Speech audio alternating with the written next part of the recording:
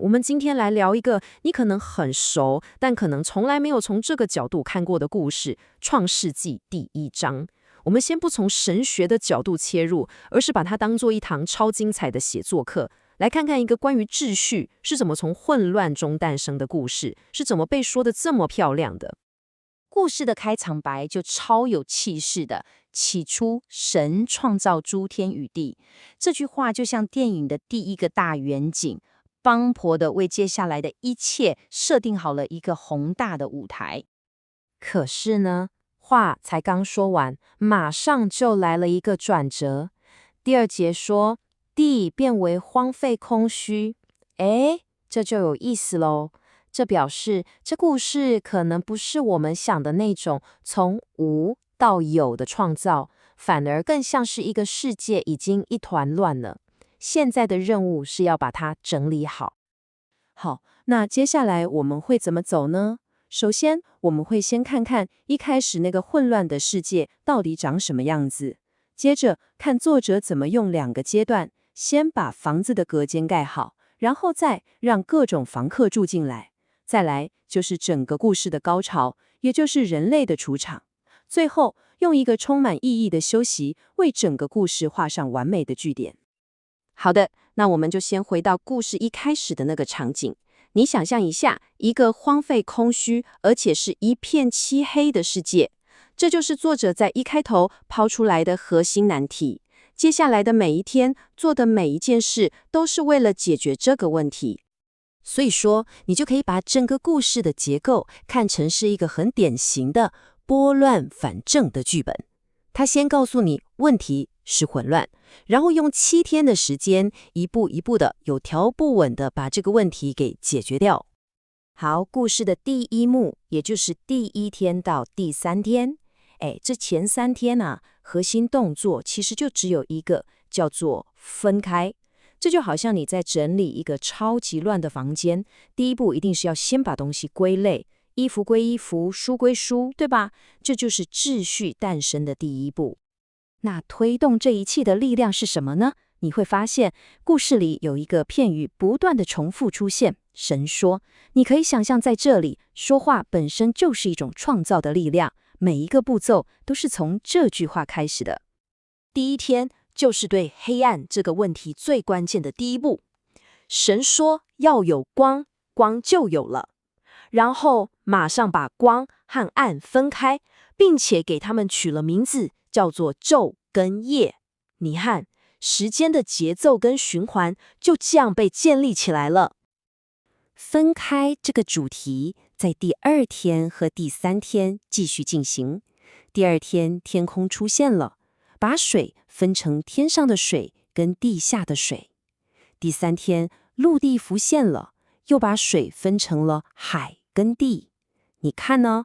这样一来，天、海、陆这几个世界的主要空间是不是就清清楚楚的被划分出来了？而且这边有个小细节，我觉得很有趣。当陆地这个舞台一搭建好，生命马上就登场了。就在第3天的结尾，各种植物、蔬菜、果树就冒出来了，开始为这片刚整理好的土地增添了第一抹生机。在每一天的创造结束之后，故事里都会出现一句重复的话：神看是好的。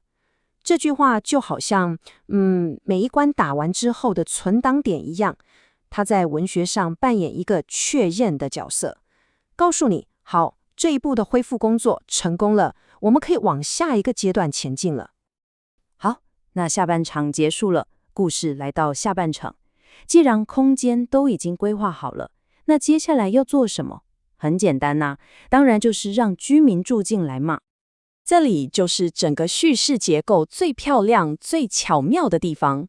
你会发现，第4、5、6天的创造，竟然完美的对应了第1、2、3天创造出来的空间。你看哦，第1天分开了光和暗，第4天就创造了日月星辰来管理光暗。第2天分出了天空和海洋，第5天就让飞鸟和鱼住进去，第3天分出了陆地，第6天就让动物和人类在上面活动。这个结构是不是超级工整、超级对称？我们再仔细看一下这个对称。第4天，太阳、月亮、星星被造出来，任务就是管理第1天设定好的昼跟夜。然后第5天，鱼群住进了海里，飞鸟飞上了天空，不多不少，刚好就是第2天创造出来的那2个空间。到了第6天，最后一个被整理好的空间，陆地，也开始热闹起来，住满了各种动物。OK， 到这里，舞台搭好了，配角也都上场了，现在就等着主角登场了。好，接下来整个故事的节奏突然慢了下来，镜头也拉近了，焦点全部集中在第6天最后，也是最特别的一个创造行动上。你有没有发现，这里的说话方式完全不一样了？神不再只是下指令说要有什么，而是用商量的口气说，我们要照着我们的形象造人。这听起来就像是一场神圣的内部讨论，语气完全不同，马上就把人类的创造跟之前所有的创造都区隔开来了。接着，人类被赋予了一个3重任务：第一，要生养众多，遍满地面；第二，要治理这地，也就是承担起维护秩序的责任；第三，要管理海、空、陆上所有的生物，基本上就是把人类设定为这个新秩序世界的管家。在人类被创造出来之后，那个我们很熟悉的评价也跟着升级了，不再只是好的，而是神看着一切所造的都甚好。你注意看，就多了这个甚字，哇，那个感觉就完全不一样了。它代表整个恢复工作不只完成了，而且是达到了最完美的巅峰。最后我们来到第7天，这第7天可不是因为做完了就没事干哦，它其实是整个故事最重要的、有目的性的终点。这里说的安息，不是我们想的啊，好累，要睡一下，不是那个意思。它更像是一种，大功告成的满足感，代表工作圆满结束，目的已经达到，这个恢复了秩序的新世界也得到了祝福。它就是最终极的宣告，一开始那个荒废空虚的大问题已经被完美的解决了。所以我们很快的回顾一下这整趟旅程。故事从一个混乱的起点开始，花了3天把舞台搭好，又花了3天请演员上场，最后在第7天完美的拉下帷幕，宣告大功告成，从混乱到秩序，一气呵成。好，我们来总结一下今天看到的几个关键叙事技巧。第一，整个故事是一个从混乱到秩序的恢复弧线。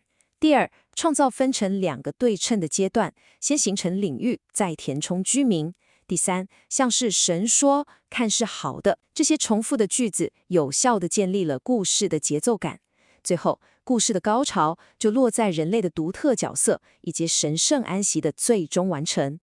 所以，这个古老的文本不只是在讲世界是怎么来的，它更透过它精巧的结构，在讲一个关于秩序、目的和圆满的故事。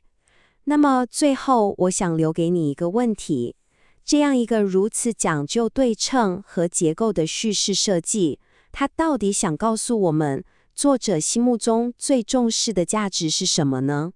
这个问题或许比故事本身更值得我们好好思考。